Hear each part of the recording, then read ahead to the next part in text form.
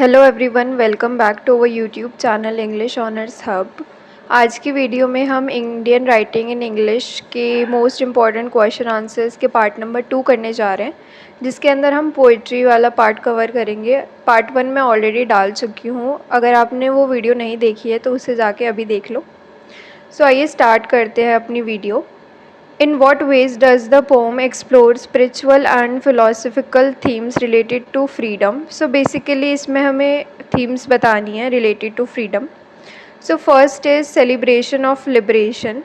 So इसके अंदर हमें दिखाया गया है कि जब एक स्लेव फ्री होता है तो उसे इमेंस हैप्पीनेस होती है, उसका जो हर्ट है वो जॉय और हैप्पीनेस प्लेजर से फिल हो जाता है और उसे इतनी ज़्यादा खुशी होती है जो कि उसे अपनी लाइफ में कभी भी नहीं हुई। इमोशनल रिलीज़ यानी कि फ़िज़िकल फ्रीडम के साथ साथ उसे एक इमोशनल रिलीज़ भी मिलता है अपनी स्लेवरी से। अब उसे किसी के सामने झुकना नहीं पड़ेगा, किसी के सामने इन्फीरियर फील नहीं करना पड़ेगा। स्पिरिचुअल फ्रीडम, अब ये जो पोम है वो एक्सप्लोर करती है कि जो स्लेव है वो सिर्फ फिज़िकली फ्री नहीं हुआ है, बल्कि जो उसकी स्पिरिट है वो भी फ्री हुई है, वो भी अवेकन हुई है। यूनिवर्सल ब्रदरहुड, यानी कि इस पोम के अंदर जो एच.एल.बी. डिरोजियो है वो बोलते हैं कि फ्रीडम एक बेसिक ह्यूमन राइट है जो कि हर एक व्यक्ति को मिलना चाहिए, इर्रिस्पेक्टिव ऑफ कि उसकी कास्ट क्या है या फिर कुछ भी। फ़िलोसफिकल रिफ्लेक्शंस, मोरल इम्पेरेटिव, यानी कि इसके अंदर जो पोएट है वो बताना चाहते हैं कि ये सिर्फ एक इंडिविजुअल की रिस्पॉन्सिबिलिटी नहीं है कि अगर आपके सामने कोई ऑपरेशन हो रहा है तो उसे आप सॉल्व करें या फिर उसके लिए फ़ाइट करें, बल्कि ये पूरी सोसाइटी की रिस्पॉन्सिबिलिटी है कि वो उस ऑपरेशन और इनजस्टिस के अगेंस्ट फ़ाइट करें।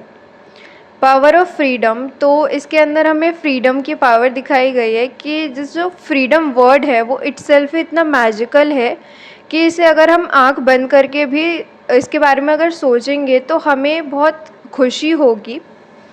सो फ्रीडम जो है वो हमारी ह्यूमन स्पिरिट को एलिवेट करता है और हम अपना फुल पोटेंशियल दे सकते हैं, हम फ्रीली कुछ भी सोच सकते हैं और अपने थॉट्स को एक्सप्लोर कर सकते हैं। मेटाफोरिकल सिग्निफिकेंस, तो इसके अंदर सिंबल ऑफ लाइट दिखाया गया है। तो लाइट को यहाँ पे नॉलेज, ट्रुथ और स्पिरिचुअल अवेकनिंग के लिए बताया गया है। इसके अंदर बताया गया है कि जो स्लेव है वो स्लेवरी की डार्कनेस से अब बाहर आ चुके हैं, फ्री वर्ल्ड में, मतलब लाइट में वो वापस आ चुके हैं और अब वो अपनी लाइफ फ्रीली जी सकेंगे। नेचर इमेजरी, यानी यहाँ पे उन्होंने नेचर से भी काफ़ी ज़्यादा कंपेयर किया है, जैसे कि उन्होंने विंड बताया है कि जो स्लेव है वो फ्रीली ब्रीथ कर पा रहा है एयर में, वो बर्ड्स को देख रहा है, वो उनकी तरह ही फ्री होना चाहता है, वो विंड्स को देख रहा है, वो अपने नीचे बहते हुए पानी को देख रहा है। सो ये सब के थ्रू उन्होंने नेचर को भी यहाँ पे दिखाया है। कंक्लूजन में फ्रीडम टू द स्लेव के ज़रिए उन्होंने फ्रीडम को रिफ़्लेक्ट की है और जो स्लेव्स हैं उनकी हार्डशिप्स को दिखाया गया है और वो कैसे फ्री हुए हैं और फ्री होने के बाद उनका क्या रिस्पॉन्स है वो बताया गया है।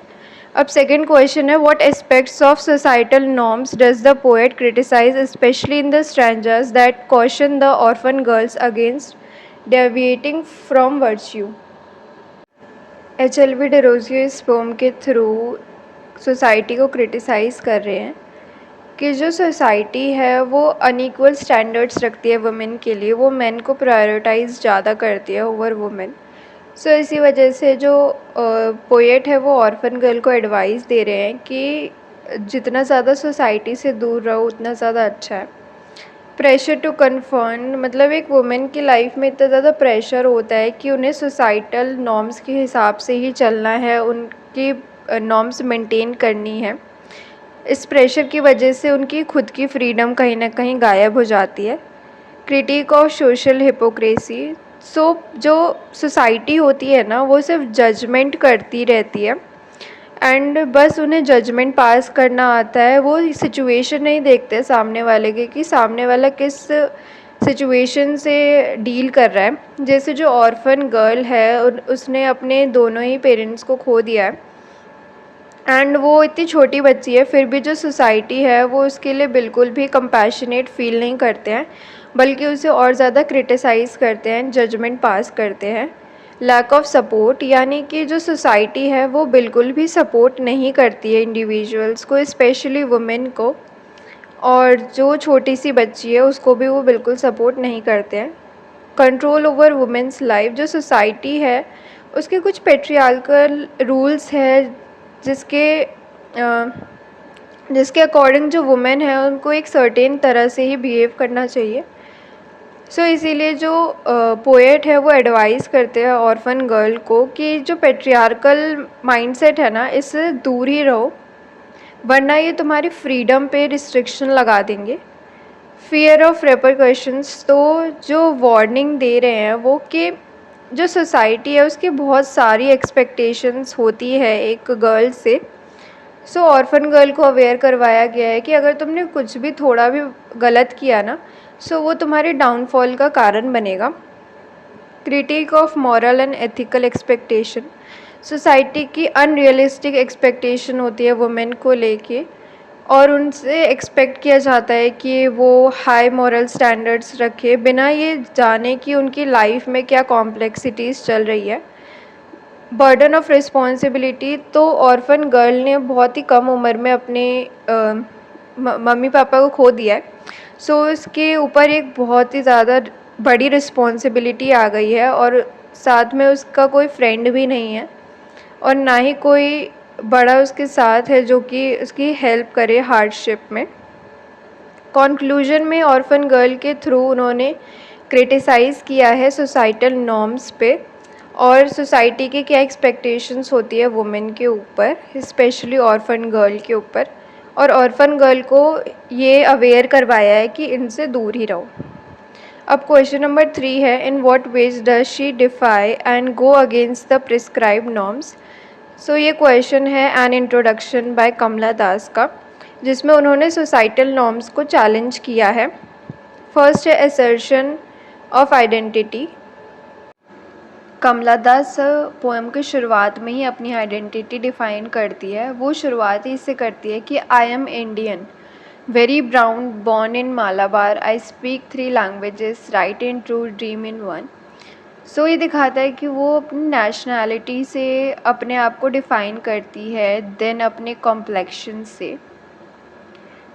रिजेक्टिंग कन्वेंशनल रोल्स, तो वो जो सोसाइटी के ट्रेडिशनल रोल्स है कि वुमेन को ऐसे साड़ी पहननी चाहिए, वाइफ बनना चाहिए, एम्ब्रॉयडरी करनी चाहिए, कुकिंग करनी चाहिए, और भी बहुत सारी चीज़ें जो कि क्रिटिक्स ने उन्हें बोली थी, सो उन सबको रिजेक्ट करती है। स्पीकिंग हर ट्रुथ, कमला दास जो है वो सच्चाई बताती है, ऑनेस्ट एक्सप्रेशन देती है इस पोम में, और लिखती है अपनी खुद के डिज़ायर्स के बारे में, जो कि एक टैबू सब्जेक्ट माना जाता है वुमेन के डिस्कशन के लिए। राइटिंग इन इंग्लिश, तो लोगों ने उनसे कहा कि इंग्लिश में मत लिखो, इंग्लिश तो अंग्रेज़ों की भाषा है, बट उन्होंने बोला कि मेरी मर्ज़ी, मैं चाहे किसी भी लैंग्वेज में लिखूं, और अगर किसी लैंग्वेज में मैं लिखती हूँ तो उसकी सारी कमियाँ, सारी खूबियाँ सब मेरी हो जाती है, all mine, mine alone. Challenging gender norms, तो वो जेंडर एक्सपेक्टेशंस को चैलेंज करती है। वो कहती है कि मेरी मर्ज़ी, मैं किसी भी लैंग्वेज में बोलूँ, किसी भी लैंग्वेज को पसंद करूँ, किसी में भी लिखूँ, वो मेरी हो जाती है। एंड एक्सप्लोरिंग सेक्सुअलिटी, वो ओपनली लव एंड सेक्सुअलिटी की थीम एक्सप्लोर करती है, जो कि इनअप्रोप्रिएट टॉपिक माना जाता है वुमेन के डिस्कशन के लिए। क्रिटिक ऑफ पेट्रियार्की, तो वो सोसाइटी को क्वेश्चन करती है कि क्यों सोसाइटी के हिसाब से वुमेन चले, कि उन्हें ऐसा करना चाहिए, वैसा करना चाहिए, क्यों सोसाइटी की एक्सपेक्टेशन को एक वुमेन पूरा करे। एसर्टिंग ऑटोनॉमी, तो वो यहाँ पे बोलती है कि एक वुमेन के अंदर एक वुमेन की खुद की चॉइस होनी चाहिए कि वो क्या करना चाहती है, ना कि उसे सोसाइटी के हिसाब से चलना चाहिए। मल्टीफिसिएटेड आइडेंटिटी, यानी कि उनको पता है कि उनकी क्या स्ट्रेंथ्स है, क्या वल्नरेबिलिटीज़ है, तो सोसाइटी को उनको बताने की ज़रूरत नहीं है कि उनमें क्या कमियां हैं, क्या खूबियां हैं, उन्हें कैसे सब करना चाहिए, क्या नहीं करना चाहिए। रिजेक्टिंग सिंप्लीफिकेशन, तो वो रिजेक्ट करती है सोसाइटी के एक्सपेक्टेशंस को, और सिंपली वो कहती है कि उनकी खुद की चॉइस है, वो जो भी करना चाहती है, जिस भी लैंग्वेज में लिखना चाहती है, जो भी वो करना चाहती है अपनी लाइफ में वो कर सकती हैं। सोसाइटी के एक्सपेक्टेशन से वो नहीं चलेंगी। अब क्वेश्चन नंबर 4 है, why is her childhood and her grand mother important to Kamala Das. Kamala Das के पेरेंट्स के बीच में ना कभी प्यार था ही नहीं, जिसकी वजह से उन्हें कभी भी लव एंड केयर मिला ही नहीं। तो सेकेंड वर्ल्ड वॉर के टाइम पे उनके फादर ने उन्हें ग्रैंड मदर के हाउस पे भेज दिया था, और आधे से ज़्यादा बचपन उनका वहीं गुजरा है। तो जिसकी वजह से ग्रैंड मदर से जो नरेटर है वो बहुत ज़्यादा अटैच्ड है, क्योंकि वो ग्रैंड मदर ही थी जिन्होंने उनको immense love, care, unconditional support दिया। नॉस्टैल्जिया एंड लॉन्गिंग, सो जो ग्रैंड मदर का हाउस है वो सिंबलाइज करता है एक ऐसी जगह जहाँ पे उन्हें लव, सिक्योरिटी और हैप्पीनेस मिली। कॉन्ट्रास्ट विद प्रेजेंट लाइफ, तो उनकी जो प्रेजेंट लाइफ है वो बिल्कुल भी अच्छी नहीं चल रही है। उनकी जो मैरिज है वो बिल्कुल लवलेस है, जिसकी वजह से उन्हें अपनी ग्रैंड मदर की और भी ज़्यादा याद आती है। Symbol of love and security, तो ग्रैंड मदर का हाउस जो था वो एक सोर्स है कंफर्ट का। वहाँ पे कमला दास का पूरा बचपन बीता है, और वो बहुत ज़्यादा अटैच्ड है अपनी ग्रैंड मदर से, क्योंकि वो उन्हें बहुत ही अनकंडीशनल लव देती थी, जो कि आज तक कमला दास को किसी से भी नहीं मिला। ग्रैंड मदर के हाउस को वो सेफ़ हेवन कहती हैं, क्योंकि वहाँ पे उन्हें बहुत सेफ़ फील होता है, और वहाँ पे उन्हें एक सुकून मिलता है आउटसाइड वर्ल्ड से। Sense of loss and morning, तो जब ग्रैंड मदर की डेथ हुई तो वो जो फेज़ था उनकी लाइफ का वो बहुत ही हार्ड फेज़ था, क्योंकि वो बहुत ही ज़्यादा डीपली अटैच थी अपनी ग्रैंड मदर के साथ। लॉस ऑफ इनोसेंस, और उनके जाने से जो उनका बचपन की जो इनोसेंस थी उनकी चाइल्डहुड की, वो भी कहीं ना कहीं ख़त्म हो गई। Emotional and physiological impact, so emotionally बहुत ज़्यादा इम्पैक्ट पड़ा कमला दास के ऊपर उनकी ग्रैंड मदर के जाने के बाद, और जिसकी वजह से उन्हें बहुत ज़्यादा याद आती थी अपनी ग्रैंड मदर की, जब भी उनकी लाइफ में कोई भी स्ट्रगल आता था। फिर साइकोलॉजिकल रिफ्यूज़, तो ग्रैंड मदर के जो हाउस है वहाँ पे जाके उन्हें एक मेंटल एस्केप मिलता था अपनी करंट लाइफ से, और उनको जब भी अच्छा फील नहीं होता था अपनी लाइफ में तो वहाँ पे वो चली जाती थी। सिंबॉलिक रिप्रेजेंटेशन, तो ग्रैंड मदर का हाउस अनकंडीशनल लव को सिंबलाइज करता है, क्योंकि कमला दास को और किसी से भी इतना प्यार नहीं मिला, ना ही अपने माँ बाप से, ना ही अपने हस्बैंड से। मेटाफॉर फॉर लॉस्ट पैराडाइज, तो ग्रैंड मदर के जाने के बाद वो मतलब बिल्कुल टूट सी गई। तो ग्रैंड मदर का हाउस तो था बट ग्रैंड मदर वहाँ नहीं थी, जिसकी वजह से उन्होंने भी वहाँ पे जाना छोड़ दिया। कॉन्क्लूजन, ग्रैंड मदर के हाउस जो है उससे कमला दास की चाइल्डहुड मेमोरीज़ जुड़ी हुई हैं। वहाँ पे जाके उन्हें nostalgia, loss and longing feel होती है, और इस पोम के ज़रिए उन्होंने अपनी ग्रैंड मदर को याद किया है और बताया कितने ज़्यादा इमोशनली कनेक्ट थी वो अपनी ग्रैंड मदर के साथ। Question number 5, what does the speaker say about love and enmity, and how does he justify his love for the beloved? Why is the beloved hesitant to respond to the lover's advances? So ये question जो है Indian love song का है, जो कि सरोजनी नायडू ने लिखा है। इस पोम में जो स्पीकर है वो एक लवर है, वो अपना लव जो है अपनी बिलव्ड को कन्फेस कर रहा है। तो स्पीकर के क्या व्यूज़ हैं लव एंड एनमिटी पे, तो वो उसका ये मानना है कि जो लव है और एनमिटी यानी शत्रुता है या हेट्रेट है, वो दोनों आपस में इंटरकनेक्टेड है। उसका ये कहना है कि लव के अंदर इतनी ताकत होती है कि वो दो लोगों को एक साथ ला सकते हैं, चाहे उनके बीच कितने भी एक्सटर्नल कॉन्फ्लिक्ट्स क्यों ना हो या फिर कितनी भी हेट्रेड वो फेस करें।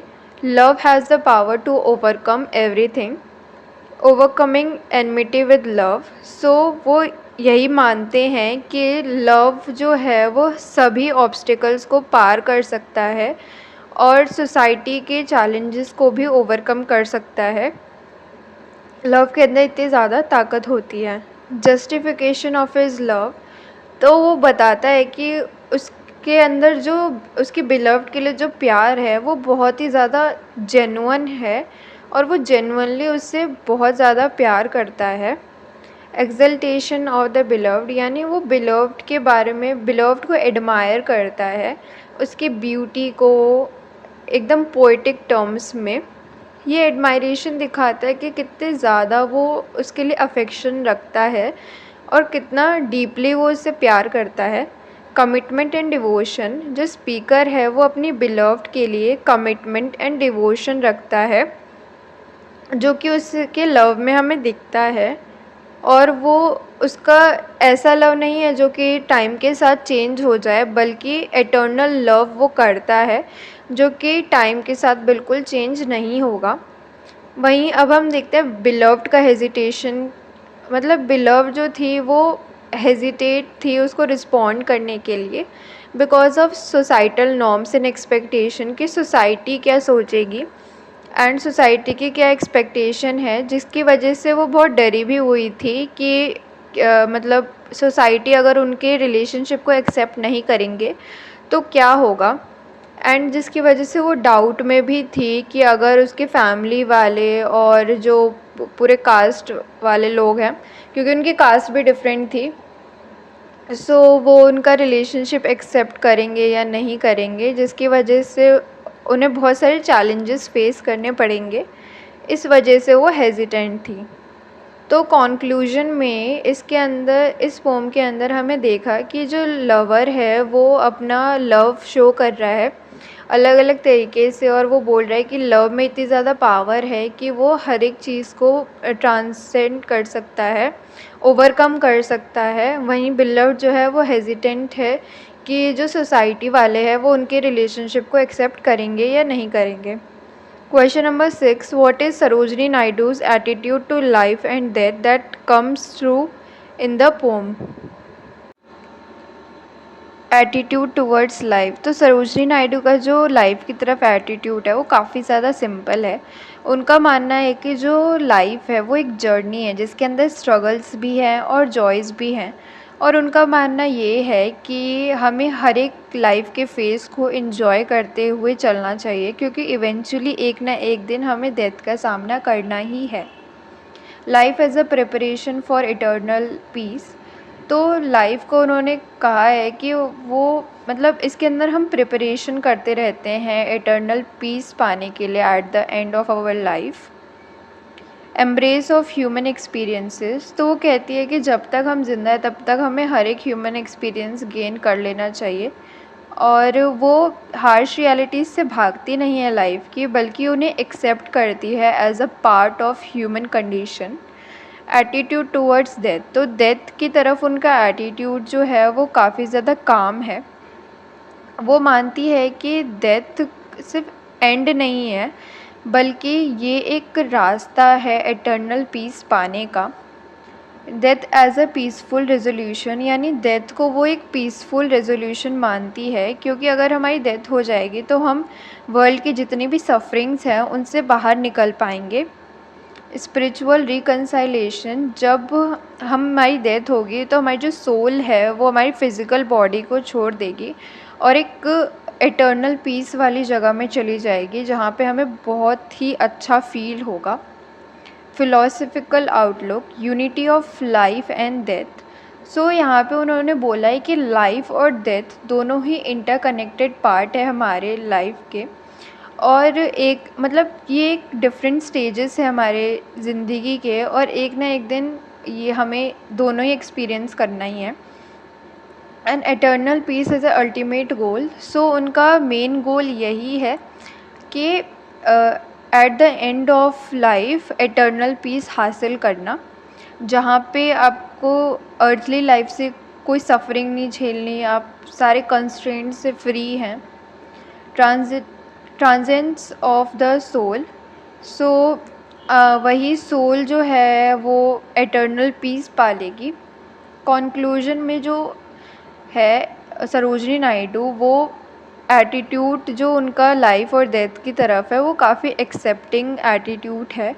वो एक्सेप्ट करती है कि लाइफ एंड डेथ दोनों ही इम्पॉर्टेंट है हमारी ज़िंदगी के लिए, और लाइफ में बहुत सारी सिचुएशन मतलब बहुत सारी स्ट्रगल्स आते हैं, लेकिन हमें सबका एकदम हंस के सामने करना चाहिए, और at the end eternal peace हमारा अल्टीमेट गोल होना चाहिए। Question number 7, apart from love and affection why do we see guilt in Robin Ngangom's poem. So a poem for my mother के अंदर हमने देखा कि वो लव एंड अफेक्शन तो दिखा रहे हैं अपनी मदर की तरफ, लेकिन उन्हें थोड़ा बहुत गिल्ट भी है। पोएट को बहुत ज़्यादा गिल्टी फील हो रहा है कि वो दूसरी जगह चले गए अपनी मदर को छोड़ के अपने ड्रीम्स को पूरा करने के लिए, जिसकी वजह से वो उनकी मदर की लाइफ से एब्सेंट रहे और उन्हें उतना टाइम नहीं दे पाए, जिसकी वजह से उनके बीच में इमोशनल गैप आ गया। इस वजह से वो गिल्टी फील कर रहे हैं। दूसरा कारण है कि जो उनकी रिस्पॉन्सिबिलिटीज़ थी अपनी मदर्स को लेके वो उनको पूरा नहीं कर पाए, जिसकी वजह से वो और गिल्टी फील कर रहे हैं। जो उन्होंने प्रॉमिसेस किए थे अपनी मदर को कि वो उनके साथ टाइम स्पेंड करेंगे और कुछ ऐसा अचीव करेंगे जिससे कि वो प्राउड फील करें, बट वो प्रॉमिसेस को भी फुलफ़िल नहीं कर पाए, जिसकी वजह से और उन्हें गिल्ट होता है। ब्रोकन एक्सपेक्टेशन, जो उनकी मदर की एक्सपेक्टेशंस थी वो उनको पूरा नहीं कर पाए, जिसकी वजह से भी उन्हें गिल्ट फील हो रहा है। और उनकी जो मदर की सफ़रिंग है कि वो सुबह सुबह उठ जाती है, पूरे घर का देखभाल करती है, खाना बनाती है, सबकी टेक केयर करती है, इतना ज़्यादा काम करती है। तो ये जो उनकी मदर की सफ़रिंग है ना, उनको देख के भी उन्हें बहुत गिल्ट फ़ील हो रहा है कि अगर वो वहाँ पे फ़िज़िकली प्रेजेंट होते तो उनकी कुछ ना कुछ हेल्प कर देते। इमोशनल पेन एंड रिग्रेट, तो उन्हें इमोशनली बहुत पेन होता है जब भी वो अपनी मदर की सफ़रिंग के बारे में सोचते हैं, और इस वजह से भी वो गिल्ट एंड रिग्रेट में हैं। पर्सनल शॉर्टकमिंग्स, तो वो गिल्टी इसलिए भी फ़ील करते हैं क्योंकि वो अपनी लाइफ में कुछ अचीव नहीं कर पाए बड़ा, और ना ही एक अच्छा बेटा बन पाए।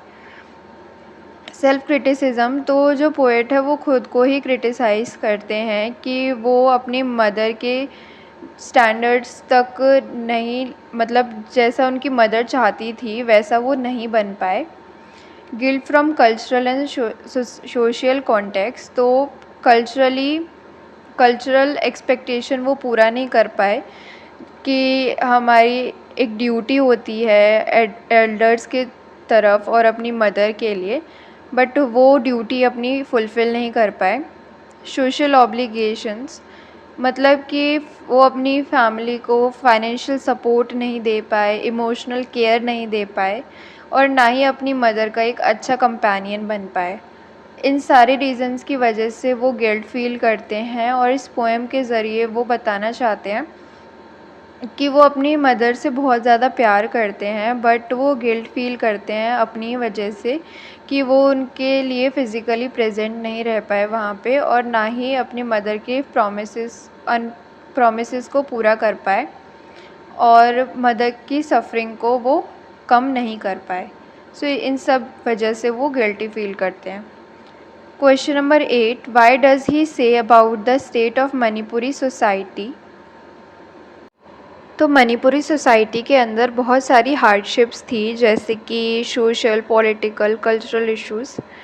तो पहले सोशल इश्यूज़, वहाँ पे वॉयलेंस एंड कॉन्फ्लिक्ट बहुत ज़्यादा चल रहा था, लोग आपस में ही लड़ रहे थे, एक दूसरे की जान ले रहे थे। इस पोम के अंदर गन्स एंड बॉम्ब्स का रेफरेंस दिया गया है ये बताने के लिए कि मणिपुरी सोसाइटी के अंदर कितनी ज़्यादा वॉयलेंस थी। लॉस ऑफ इनोसेंस, दो छोटे छोटे बच्चे थे, अब वो बहुत जल्दी बड़े हो रहे थे। जो उन्होंने फ्रेज़ यूज़ किया है चिल्ड्रन विद एडल्ट आइज़, ये बताता है कि जो छोटे बच्चे थे कितनी जल्दी बड़े हो रहे थे इस वॉयलेंस के चलते। Political issues, corruption and miss governance, जो गवर्नमेंट थी वो बहुत ही ज़्यादा करप्टेड थी, और अच्छे से गवर्न नहीं करते थे लोगों को, ना ही लोगों की बात सुनते थे। लैक ऑफ अकाउंटेबिलिटी, गवर्नमेंट बिल्कुल भी लोगों के क्राइसिस पे ध्यान ही नहीं देते थे कि मतलब चल क्या रहा है स्टेट में, जिसकी वजह से जो पोएट है वो क्रिटिसाइज़ करते हैं गवर्नमेंट को। Cultural issues, erosion of cultural identity. So Manipur society के अंदर बाहर का काफ़ी ज़्यादा इन्फ्लुएंस पड़ रहा था, जिसकी वजह से पोएट को लग रहा था कि कहीं जो उनका कल्चर है वो हमेशा के लिए ख़त्म ना हो जाए। और वो बताते हैं कि जो मणिपुर की सोसाइटी है उसके अंदर जो यूनाइट लोग थे एक टाइम पे, वो अब इंडिविजुअलिज्म की भावना रखते हैं। सब लोग अब एलिनिएटेड रहते हैं, आइसोलेटेड रहते हैं और यूनिटी कोई भी नहीं दिखाता है। इकोनॉमिक इश्यूज़, तो पॉवर्टी एंड हार्डशिप वहाँ पे बहुत ज़्यादा थी। जैसे उन्होंने मेंशन किया था empty stomachs and shattered dreams, तो ये दिखाता है कि वहाँ पे कितनी ज़्यादा इकोनॉमिक कंडीशन ख़राब थी लोगों की। वहाँ पे अनएम्प्लॉयमेंट बहुत ज़्यादा था, लोगों पास काम ही नहीं था। साइकोलॉजिकल एंड इमोशनल इम्पैक्ट, तो लोग जो थे वो डिस्पेयर एंड होपलेसनेस से भरे हुए थे। लोग, जो पूरी सोसाइटी थी वो बिल्कुल ग्रीफ में थी, उनके पास कुछ बचा ही नहीं था, सिर्फ वायलेंस ही वहाँ पे हो रहा था और कुछ भी नहीं था। सो कॉन्क्लूज़न में जो पोएट है वो बताते हैं मणिपुरी सोसाइटी के बारे में कि वहाँ पे कितने social, political, cultural, economic issues थे और violence, corruption, cultural erosion, economic hardship थी वहाँ पे। गवर्नमेंट बिल्कुल भी आंसर नहीं करती थी। सो इस पोम के थ्रू जो पोएट हैं वो क्रिटिसाइज़ करते हैं गवर्नमेंट को भी और मणिपुरी सोसाइटी को भी, और रीडर्स को बताना चाहते हैं कि मणिपुरी सोसाइटी को कितना ज़्यादा स्ट्रगल करना पड़ता था और उनकी कम्युनिटी को। सो यहीं पे हमारी वीडियो ख़त्म होती है। आई होप आपको सब समझ आ गया होगा। कोई भी डाउट रहता है तो आप कमेंट में पूछ सकते हैं। So like, comment, share and subscribe करे बिना ना जाएं। Thanks for watching and all the best for your exams.